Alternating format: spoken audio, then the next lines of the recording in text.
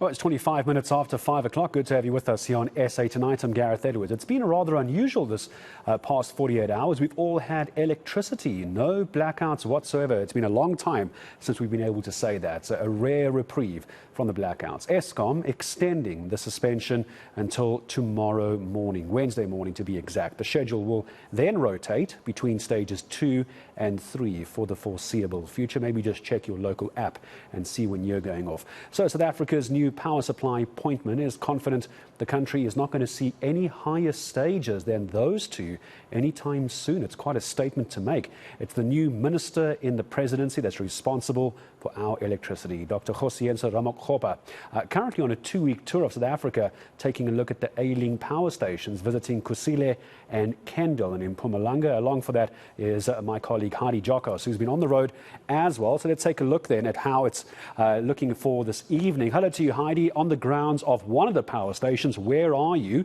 and what has the minister been telling you? Because seemingly there's an argument that once we got into protest season with the EFF, magically we all had power, or is that timing just coincidental? No, the minister is going to tell me that it's not because of any planned protest action or shutdown that we are seeing some sorts of reprieve when it comes to rolling blackouts. But just to answer your question, we were at Kusile Power Station this morning, a problematic one, which the minister will elaborate on, as well as Kendal Power Station, where we are right now. Thank you so much for your time, Minister. We do appreciate it. The question is, South Africans are trying to figure out what to do with all of this electricity, because we haven't had so much electricity for so long. Many are saying it's because of that national planned shutdown, but you'll tell me that's not the case. Things are actually starting to look a lot better. Well, it's tragic that the energy deficit has been normalized, and when in fact we return to condition of normality, people find it very difficult to cope. Let me say the following, that we have experienced over the past few days that there's been a decline in demand as a result of people going on vacation. Of course, the peak is not necessarily your ordinary peak, and that's why demand is going down. And also we know that in the past few weeks, about 6 plants have really improve significantly, if you like, the energy availability factor, essentially the efficiency of the plant performance. And a combination of that has meant that we've got some degree of reprieve, and that's why we didn't have load shedding. But the issue is that the units are unreliable. At any given time, you can have unplanned maintenance. So you really want to ensure that you introduce some discipline in how you are going to bring plants out of operation, get them into planned maintenance, and when you return them, they are able to perform at the level that they are required. So the point I'm making is that there is no relationship between what had happened yesterday, the shutdown, and what is essentially happening in these plants.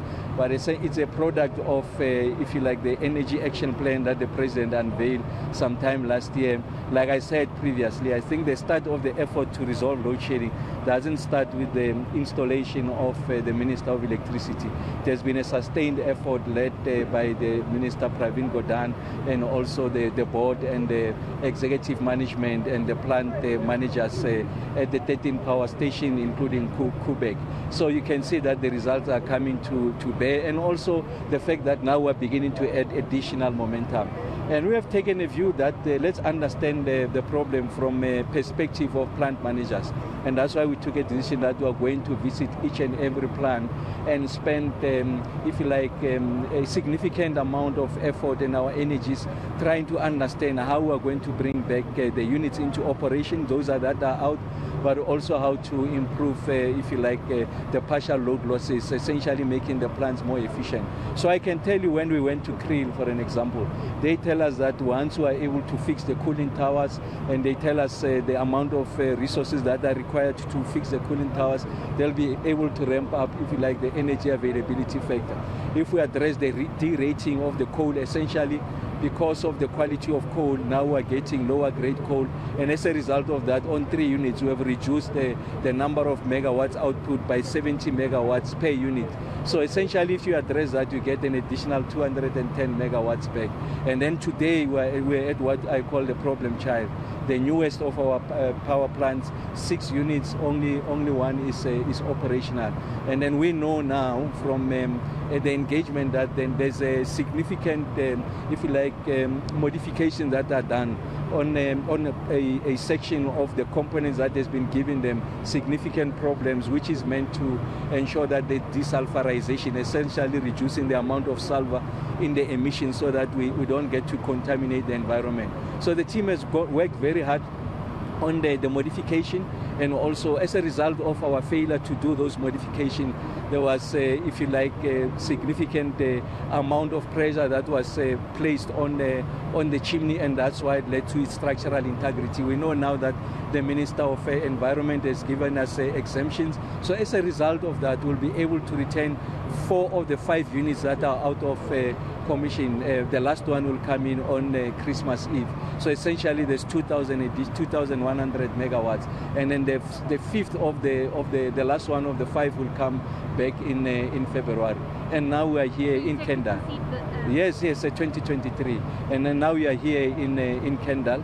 They have shared with us what is the amount of megawatts that will come on stream by February of next year. They've taken to us through a number of actions that they are taking, whereas the issues about the power, the outage, if you like, readiness. So we are sufficiently convinced that there's an enormous amount of effort placed by plant managers. These are competent, patriotic and experienced individuals who are working with us to resolve this problem. So when I go out in the public domain, after we've visited all the 13 coal-powered power stations and also Quebec, we'll be able to say to the public, of course, we'll have engaged with DPE, Minister Godin, with the board and also the EXCO. We're aggregating these numbers. Remember the magic number. We are searching for these 6,000 megawatts. And I can tell you, as we move from one plant to the other, we are banking the megawatts. I know the timelines, and we'll be able to communicate to you once we have gone through a process of a robust interrogation, confirmation, so that everyone commits to those numbers when I go out in public. In fact, there's a layer of management at the plant level who have committed to those numbers. So the magic number is 6,000 megawatts. When will we see the end of rolling blackouts? Well, that's the point I'm making, that when I come back to you, remember that now I still have another 9 power stations. We'll come back to you. I mean, we really value this platform. This is the means for us to communicate to the general public. We owe it to them. The amount of grievance, discontent, very despondent, the trust deficit has waned over a period of time. People have lost jobs. The economy is on its knees. So it's important that we are able to address this. And that's why in the consideration of President Ramokgopa, you needed a Minister of Electricity to go down at the plant and a unit level.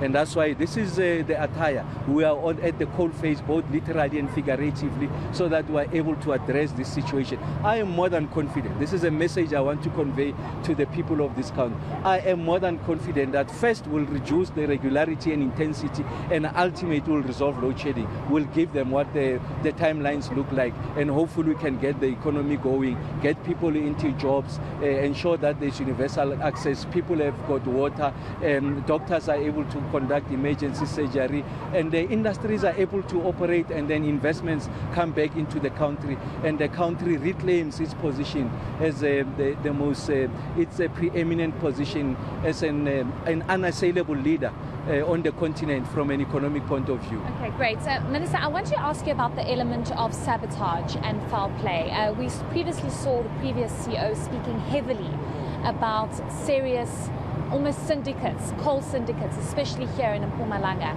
Have you been able to ascertain the severity of this, and is this impacting and probably exacerbating the rolling blackouts that we have? Let me take you to our experience today. So at Kusile, I just shared with you that the issue was on a FGD plant which is meant to address the desulfurization. So it's a design issue, and we're able to confirm that no, it has very little, nothing to do with the quality of coal, at least on the version of what the management has shared with us. And we came to understand as engineers how this complex ecosystem works, and we can confirm that in fact that's not the case. In this instance, we are here now as I speak to you in Kendal. They have shared with me the issues is about the emission levels. In some instances, because we are exceeding, if you like, the legal emission level. So the only reason we're taking units out is to ensure that we reconfigure them, they are designed or retrofitted in a manner that we're reducing the emissions level. And that has nothing to do, at least on the version of management, with what is coming through. We are going to do other power stations. Of course, I'm going to hear other versions. And that does not suggest that there is no corruption. All I'm saying is that I'm basing it on the evidence that is before us. Of course, the web is complex. We are likely going to untangle it. So I'm not saying emphatically that it's not there. I'm saying on the version of the technical conversations we've had, and we're very explicit about the nature of the failure, whether these have got a relationship with quality of code as a one of the manifestations of corruption. Very little to do with that. It's the design effects, and then we're addressing those design effects, if you like. And then we know that there was an amount of slurry got attached into the chimney, and then the total weight was over 2,000 tons of slurry that was undermining the structural integrity of the chimney, and that's why the 3 megawatt, the 3 units are out, 2,100. But on the evidence of what is before us, it's a technical conversation, and that's why I say that's for Kusile. And I want to, sorry, I don't want to interject you, but I want to speak about what we saw driving here, because when we were leaving Kusile Power Station, we saw SANDF basically following the coal trucks, and when we arrived here at Kendal Power Station, we saw an SANDF truck, or whatever that thing is called, Nyala, outside Kendal Power Station as well. So has that been brought to your attention? There's clearly, the fact that the SANDF was brought in to safeguard our power stations, there's clearly a syndicate or evidence of a syndicate if the SANDF has been brought in. Yes, of course. I mean, there's an appreciation that there are issues that requires attention. We need to protect these strategic assets. The value of having an electricity minister and also engaging a conversation at a technical level. I'm asking technical questions, and they must be supported by evidence. I am saying to you, on the 4 power stations that we visited yesterday, Kriel, Duva, today, Kusile, and now we're at Kendal, there is nothing before me to substantiate that. But that there's a need for us to ensure that we minimize any opportunity for that occurring. Yes, let it be the case. We are going to do, we are left with 9 power stations, and I'm sure some of these things are going to come out of the wash. And let me qualify this by saying the following, that the unions, everywhere where we went, we had a preliminary engagement with the unions, and the union said to me, no, but Minister, there's a whole lot more we want to tell you once you come back to have a more substantive engagement with you. And hopefully in that conversation, I could be able to pick up other elements that the workers are seeing on the ground, because those are the people who put on the ground, they're the ones who breathe and live these power stations, and they have an appreciation of where these leakages are. And I'm sure out of that conversation, I'll be able to come back to you and say, this is what we have picked up. But remember, I'm not talking in aggregate terms. I am very specific. I should be able to substantiate everything that I say. If I tell you that it's as a result of the quality of coal, we must be able to track the source. I must be able to tell you what is the calorific value and how it compromises the burning rate, and how that compromises the efficiency of the system. But where I am, I don't have that, and I'm not suggesting to you that it doesn't exist. And it could be as a result of the work that has been done over a period of time, the penetration into this network. Perhaps they are on the retreat, but on the version of the technical conversations we're having with management, those things have not come out. Remember that the examination of where we are, I'm not asking the aggregate question, where is the energy availability factor? I'm asking the question, you say you have 6 units, what is the problem with these 6 units? Let's take, I think it's unit 3 here, it's operating at 50% of the availability factor, and they tell me that the problem is as a result of the need for us to reduce the emissions so that we remain within the licensing parameters.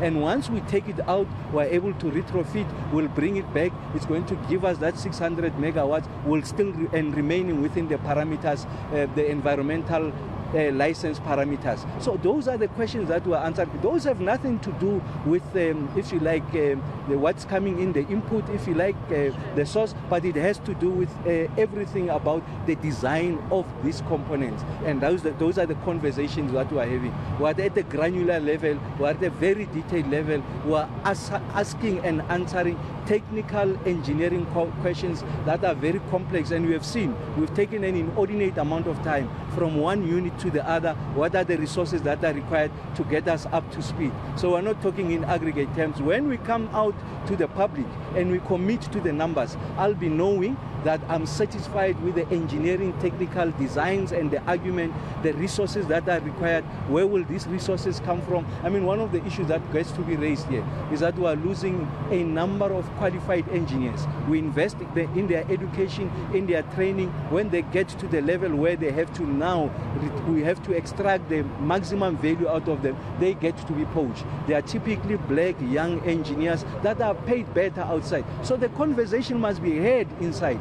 If we are to address this situation, how best do we retain these engineers to remain with us? We know, for an example here, that there's, if you like, a 50-50 split in terms of contractors and our own in-house people. So if we want the maximum return, the significant number, the critical mass of people must be within the organization. And what is the reason this is happening is because we are losing these skills in droves. So that has nothing to do with if you like, corruption. Have got to do with our retention and attraction strategy, the kinds of incentives that we are providing. And they don't necessarily have to be monetary all the time. So you need to rethink how best do you do that. So the point I'm making is that we are examining the question, if you like, at a microscopic level.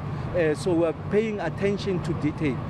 Like nuclear scientists who are trying to understand what is this problem we are dealing with, so that we are able to give our country confidence, the economy and the investors, and we are able to create jobs. Certainly. I mean, this is one of the biggest crises we face in this country. Just lastly, Minister, I want to ask you about the winter ahead. And I know you've said units are unreliable. We have problems at Kusile. You're still going to be going to a number of other power stations.